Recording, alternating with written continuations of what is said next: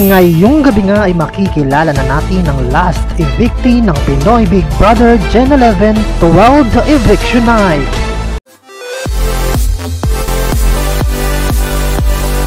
Sila nga ang mga nominado ngayong linggo.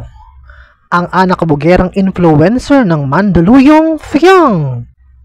Ang Chipulangga ng Cebu, Rain. Ang puginsyanong piloto-B ng Quezon, Jim. Ang singing gwapa ng Cebu, Kai.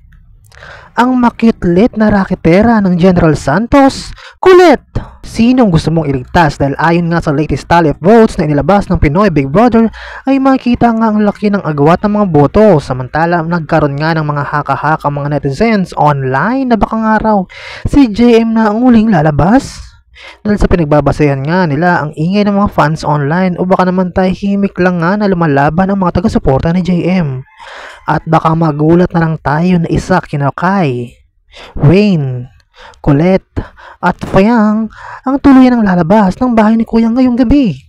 Kayo, sa tingin nyo, si JM na kaya ang lalabas ng Big Brother House?